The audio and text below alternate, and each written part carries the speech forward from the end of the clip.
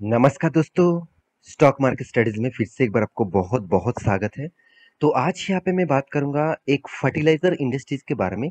तो fertiliser industries में जितने सारे कंपनीज है, तो उनमें से आज जिस कंपनी के बारे में बात करूंगा वो देखा जाए तो एक गवर्नमेंट कंपनी आप बोल सकते हैं। मतलब इसका प्रोमोटर जो है वो गवर्नमेंट है।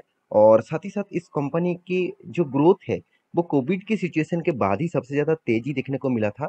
तो बहुत सारे दोस्तों ने कमेंट किया, सर इस कंपनी के बारे में बात करिए। चलो मैं कंपनी का नाम भी आपको बता देता हूँ। कंपनी का नाम है एफ ए सी टी। तो एफ ए सी टी के बारे में आज बात करूंगा, जो एक फर्टिलाइजर एंड केमिकल इंडस्ट्रीज से बिलोंग करने वाला कंपनी है। और इस कंपनी की जो ग्रोथ है मुझे थोड़ा सा अच्छा लगा, क्योंकि कंपनी शॉर्ट टाइम पीरियड में अच्छा खासा ग्रोथ दिखाया कोविड सिचुएशन के बाद। तो चलो मैं पूरा डिटेल्स डिस्कस करूंगा, क्या कंपनी के ऊपर निवेश करना चाहिए, कंपनी का फंडामेंटली फाइनेंशियली ग्रोथ क्या है, सारे के सारे डिटेल्स यहाँ पे आपके साथ शेयर करने वाला हूँ। तो वीडियो शुरू करने से पहले मैं जरूर कहूंगा, अभी तक चैनल को सब्सक्राइब नहीं किया तो जरूर सब्सक्राइब कर लेना।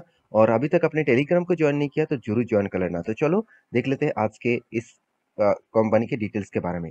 तो सबसे पहले मैं कंपनी के डिटेल्स के बारे में बात करूँ तो मैं सबसे पहले आपको वेबसाइट विजिट कराना चाहूंगा। आप देखेंगे the fertiliser and chemical industry जो लिमिटेड है वो टोटली गवर्नमेंट कंपनी है, गवर्नमेंट ऑफ इंडिया एंटरप्राइजेस। मतलब ये टोटली गवर्नमेंट का कंपनीज है। और फर्टिलाइजर इंडस्ट्रीज है मतलब गवर्नमेंट का ही प्रोजेक्ट है, और फर्टिलाइजर इंडस्ट्रीज में कंपनी काम करते हैं। तो कंपनी के जो डिटेल्स है आप यहाँ पे देख सकते हैं। कंपनी के जो प्रोडक्ट है वो प्रोडक्ट शायद मतलब एग्रीकल्चर में आपने कभी शायद देखे होंगे। तो आपने देखे होंगे तो जरूर मुझे कमेंट करना। तो यहाँ पे देख सकते हैं कंपनी का जो प्रोडक्ट है टोटली जो फर्टिलाइजर के ऊपर ही डिपेंडेंट है।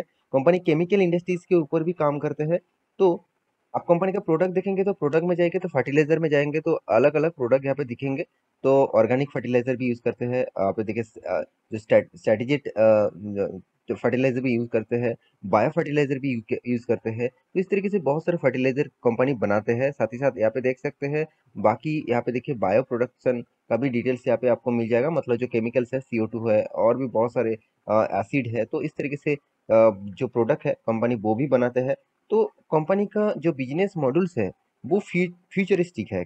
क्योंकि देखिए कंपनी का बिजनेस मॉडल फ्यूचरिस्टिक क्यों बताए। देखिए आप सभी जानते हैं इंडिया जो है वो कृषि प्रधान देश है। तो इस कृषि प्रधान देश में केमिकल से ज्यादा फर्टिलाइजर का डिमांडेड हमेशा रहता है। क्योंकि फर्टिलाइजर के बिना कृषि मतलब कोई भी एग्रीकल्चर नहीं हो सकता।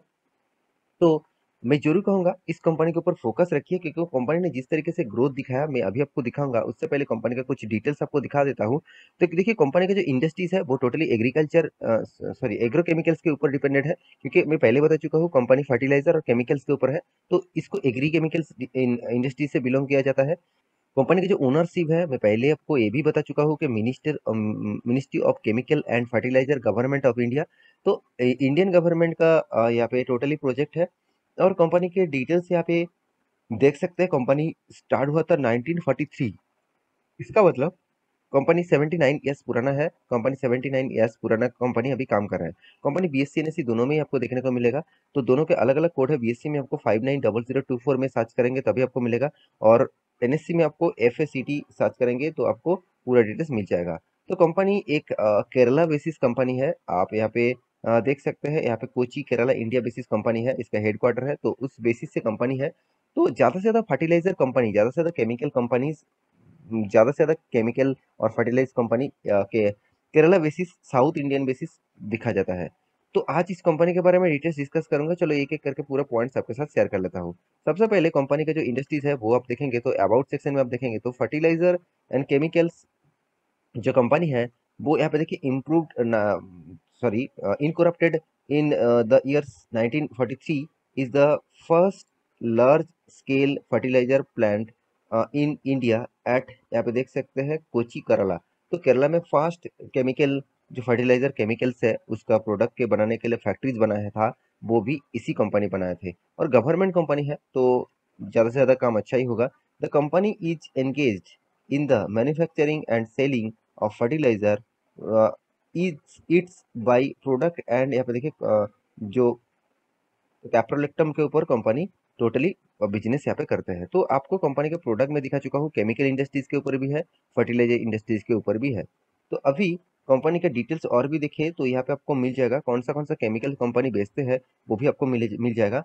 आप देख सकते हैं कंपनी का जो रेवेन्यूज हुआ है, रेवेन्यूज जो यहाँ पे देख सकते हैं फैक्टमिस के ऊपर 73%, यहाँ पे देखिए अमोनियम के ऊपर आप देखेंगे तो 13% एंड इम्पोर्टेंट फर्टिलाइजर्स के ऊपर 9% एंड अदर्स के ऊपर 5% रेवेन्यूज वो कमाते हैं। तो ऑब्वियसली डेटा बहुत पुराना है, तो यहाँ भी थोड़ा सा चेंजिंग हो चुके हैं। तो कंपनी के बाकी डिटेल्स भी यहाँ पे अवेलेबल है, वो डिटेल्स भी यहाँ पे आप देख सकते हैं। अभी कंपनी के फंडामेंटली और फाइनेंशियल डिटेल्स के बारे में बात करूँ तो सबसे पहले मैं कंपनीज के डिटेल्स आपको बात करूँ तो कंपनी बहुत छोटा है, 7,900 करोड़ का मार्केट कैप है।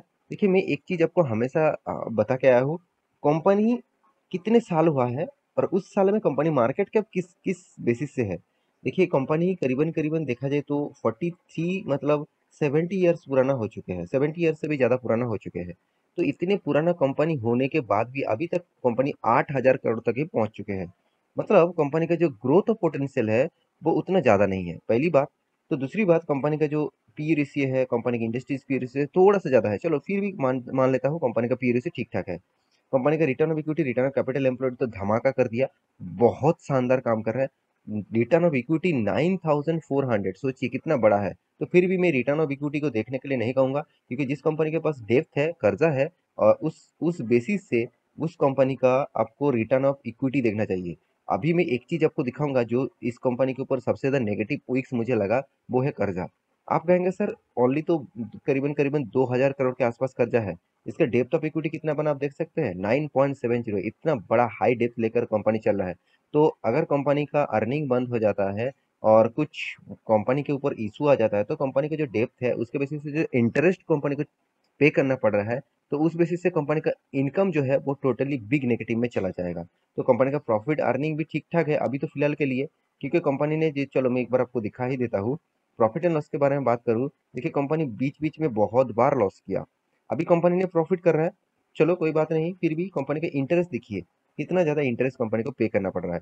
कंपनी का इनकम अच्छा होने के बाद भी कंपनी का इंटरेस्ट ज्यादा से ज्यादा चला जा रहा है। तो कंपनी का जो रेवेन्यूज के बारे में बात करूं, तो देखिए हर साल में कंपनी का रेवेन्यूज यहाँ पे ग्रोथ होता देखने को मिला। तो हर साल में कंपनी का रेवेन्यूज ग्रोथ हुआ, कभी करीब 2,000 करोड़ था, अभी 4,400 करोड़ तक पहुंच चुके हैं। रेवेन्यू शानदार ग्रोथ हुआ, मगर प्रॉफिट एंड लॉस में बहुत अप्स एंड डाउन है। कोविड की सिचुएशन में एग्रीकल्चर डिपार्टमेंट ने अच्छा खासा काम किया, तो इसीलिए उस टाइम आप देख सकते हैं किस तरीके से शानदार यहाँ पे परफॉर्मेंस हुआ। उसके बाद फिर से 2022 में, 2021 में इसका हालत फिर से खराब हो चुके थे। कंपनी के डेप्थ के बारे में बात करूं, मैं पहले ही बता चुका हूँ, इसका डेप्थ जो है बहुत बहुत ज्यादा डेप्थ है, 9.53 डेप्थ।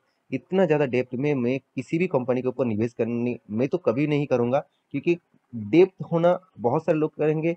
सर अदानी के पास भी बहुत बहुत सारे कंपनीज है जो सारे के सारे कंपनीज डेप्थ है, तो इसीलिए तो मैं नहीं इन्वेस्ट करके रखा, क्योंकि देखिए डेप्थ है, इसका मतलब कंपनी कर्जे में डूबा हुआ है। अगर कंपनी का सेल्स डाउन हो जाता है और उसका डेप्थ जो है उसके बेसिस से उसको तो per month, sorry per year, per month उसको तो जो कर्जा है उसके बेसिस से जो इंटरेस्ट है उसको हर मंथ पे करना पड़ेगा।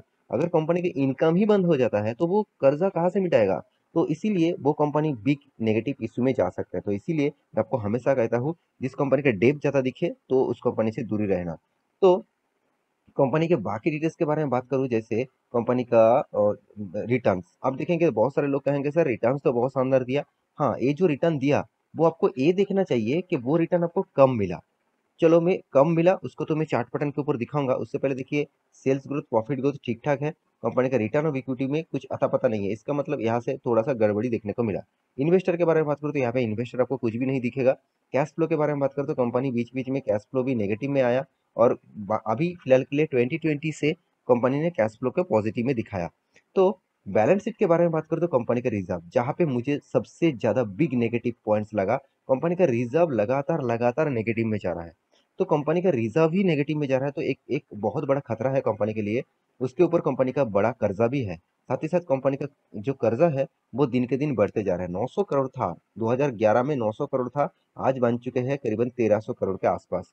अब इस कंपनी का चार्ट पैटर्न आपके सामने रख दूं तो आपको जो चीज नजर में आएगा, चलो मैं एक बार पूरा चार्ट पैटर्न आपको दिखा दूं, उसके बाद बाकी डिटेल्स भी क्लियर कर दूंगा। चलो देखिए कंपनी 2019 सॉरी सॉरी 2000 नहीं, 1999 से भी पहले कंपनी स्टार्ट हुआ था। तब से देखा जाए तो कंपनी एक ही रेंज में काम कर रहा था। कोविड के सिचुएशन में इसका प्राइस कितना आया था आप एक बार देख लीजिए। यहाँ पे कोविड के सिचुएशन में कंपनी का प्राइस आया था 21 रुपीज के आसपास, और वहां से कंपनी रॉकेट की तरह भागा और कंपनी हाई किया करीबन करीबन 160 रुपीज के आसपास। तो 21 रुपीज से 160 रुपीज मतलब 6 गुना से भी ज़्यादा कंपनी आपको रिटर्न दे चुके हैं। तो ये बात भी बहुत सारे लोगों को अच्छा लगा होगा। तो अंत में सारे इन्फॉर्मेशन आपके सामने मैं रख चुका हूँ। अंत में सिर्फ एक ही बात कहूँगा, कंपनी में जो दम है, मुझे वो दम उतना ज़्यादा नहीं लगा। क्योंकि देखिए केमिकल इंडस्ट्रीज को कोई भी कंपनी इसको पकड़ लेना, इसका कंपटीटर भी अब पकड़ लेना। चलो मैं एक बार कंपटीटर आपको दिखा देता हूँ। देखिए करमंडल, ये बहुत शानदार कंपनी है। और भी JNFC, इस कंपनी के ऊपर भी स्टडी करिए, बहुत खास कंपनी है। RCF, ये कंपनी भी खास है। तो मैं जरूर कहूँगा, जो FSCT है, जो फर्टिलाइजर कंपनी है, तो इस कंपनी का जो मतलब परफॉर्मेंस है, मुझे थोड़ा सा हटके लगा। मतलब मुझे थोड़ा सा उतना खास नहीं लगा, क्योंकि इसका कर्जा भी ज़्यादा है, कंपनी का रिजर्व भी नेगेटिव में है, कंपनी का अर्निंग प्रॉफिट भी डाउन हो चुके हैं। तो मैं इसके हिसाब से मैं जरूर कहूँगा, इस तरीके से कंपनी से दूरी रहिए। हाई रिस्क की कंपनी है, फिर भी बहुत सारे लोग ने इन्वेस्ट करके रखा है, तो इसीलिए मुझे कमेंट किया है। तो उस लोगों को मैं जरूर कहूँगा, आप जो निवेश करके रखे हैं, तो उसी में तो मतलब रहिए, ज़्यादा निवेश मत करिए। और ज़्यादा अगर आपने निवेश करके रखे हैं, तो कभी भी मौका मिले तो कुछ भी डिसीजन लेने से पहले एक बार आप रिसर्च कर लेना, उसके बाद डिसीजन लेना। तो आशा करता हूँ सारा जानकारी आपको मिल चुका है। मेरे वीडियो अच्छा लगा तो कमेंट करना और लाइक करना, दोस्तों के साथ शेयर भी करना। मिलते हैं नेक्स्ट नया स्टॉक लेके, तब तक के लिए अच्छे से रहिए, अपने ख्याल रखिए। Bye bye.